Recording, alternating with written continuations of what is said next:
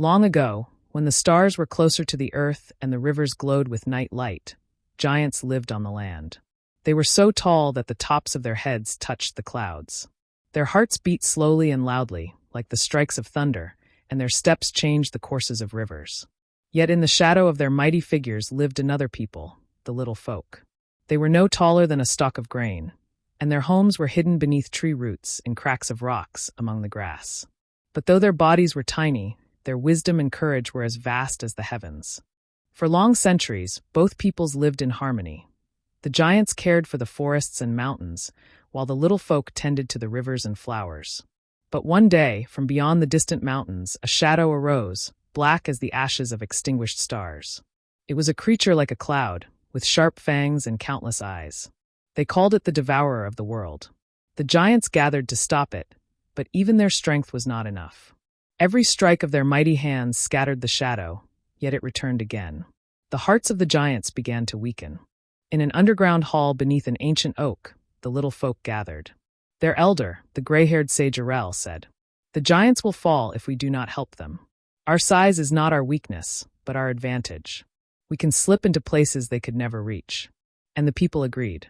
They decided to save those who had always been their protectors. During the great battle, when the giants could barely stay on their feet, the little folk, armed with silver spears and golden bells, crept close to the black cloud itself. They realized that the Devourer had a heart, a core hidden deep within. Only there could a true strike be delivered. Singing their songs that could scatter darkness, they made their way through the billows of black smoke. Their bells rang like rays of dawn. The shadow roared and thrashed, but it could not catch those barely visible among the grass. When they reached the Devourer's heart, they found it was a crystal, black as night. The little folk struck it with their silver spears, and it began to crack. But the shadow lunged at them, and several brave warriors remained inside to hold it back. With the final strike, the crystal shattered into dust. The Devourer dissolved into the air, as if it had never existed. The giants fell to their knees.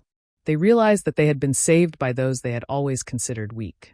And then one of them, named Gorham, said, "From now on, we are not great and small, but equals. For strength is not size, but the courage of the heart." From that day, both peoples lived as one. The giants raised mountains to shield the land from storms, while the little folk guarded the rivers and forests from dark forces. And even now, when we hear the rumble of thunder or the ringing of little bells in the wind, it is a reminder of the alliance of the ancient giants and the little people, who together saved the world.